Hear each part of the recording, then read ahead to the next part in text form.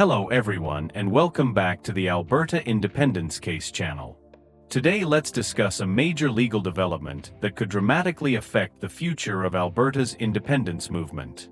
As of today, April 7, 2026, a court in Alberta is hearing a serious legal challenge that could potentially halt the petition process and delay or even stop a proposed referendum on Alberta separating from Canada. The case has been brought by the Sturgeon Lake Cree Nation and is now being heard at the Alberta Court of King's Bench. This legal challenge targets several key players, including the Government of Alberta, Elections Alberta, the federal government, and the group behind the petition drive, Stay Free Alberta. The outcome of this case could have major implications for the entire independence movement in Alberta.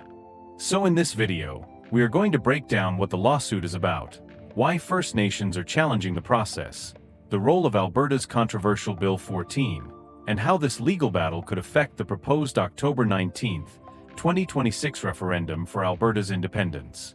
The lawsuit filed by the Sturgeon Lake Cree Nation argues that Alberta's legislative changes to the citizen initiative process threaten constitutionally protected treaty rights. The Sturgeon Lake Cree Nation is asking the court to issue an injunction that would temporarily stop a process from continuing while legal issues are resolved. In this case, the First Nation is asking the court to pause the separation petition process entirely. Their argument is simple but very significant.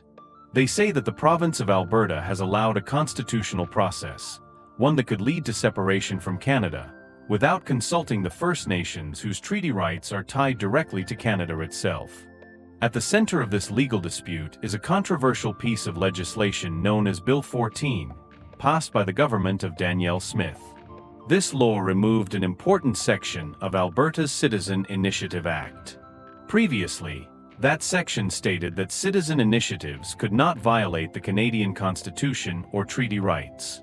By repealing that protection, critics argue that the government effectively opened the door for petitions that could fundamentally challenge Canada's constitutional framework. And that includes the possibility of a referendum on Alberta independence. The Sturgeon Lake Cree Nation argues that removing those protections violates treaty obligations that exist between First Nations and the Canadian Crown. This issue goes much deeper than provincial politics. The First Nation involved in the case is a signatory to Treaty 8, one of the historic agreements signed between Indigenous nations and the Crown. These treaties are constitutionally protected under Canadian law. They are not agreements with the province of Alberta. They are agreements with Canada itself. This raises a major legal question. If Alberta were to separate from Canada, what happens to those treaties? And more importantly, can such a process even begin without the consent of the First Nations involved? These questions are at the heart of the court case now unfolding. The legal action is happening at the same time that independence supporters claim to have collected enough signatures to trigger a referendum. The petition campaign organized by Stay Free Alberta says it has gathered more than 177,000 signatures, which is the minimum required under Alberta's Citizen Initiative rules. Those signatures still need to be verified by Elections Alberta. But even before verification is complete, First Nations have moved to challenge the legality of the entire process. Their argument is that the referendum process itself is constitutionally flawed. The leadership of the Sturgeon Lake Cree Nation has been very clear about its concerns. Chief Sheldon Sunshine has warned that Alberta's actions could endanger the legal relationship between First Nations and Canada.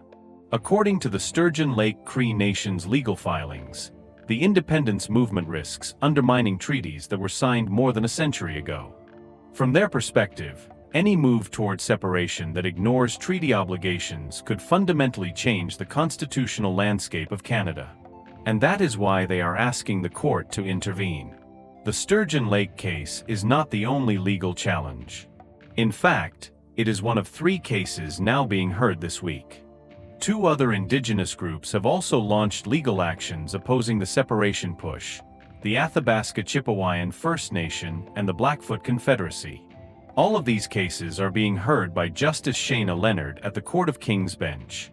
Together, These legal challenges represent one of the most significant constitutional obstacles the independence movement has faced so far. The Alberta government is asking the court to dismiss the injunction request entirely. In its legal response, the government argues that the First Nation has not proven that it will suffer irreparable harm if the referendum process continues. From the government's perspective, the petition process is simply a democratic mechanism allowing voters to express their views. The government also argues that the existence of a referendum question does not automatically lead to separation. Instead, it would simply allow Albertans to vote on the issue. If the court grants the injunction requested by the Sturgeon Lake Cree Nation, several things could happen. The most immediate impact would be a pause in the petition and referendum process. That could delay or potentially derail the planned October 19, 2026 referendum. It could also force the government to restore the constitutional safeguards that were removed from the Citizen Initiative Act. And perhaps most importantly, it could establish a legal precedent requiring Indigenous consultation before any separation process can move forward, which, in my opinion, is the right thing to do. This case matters for several reasons.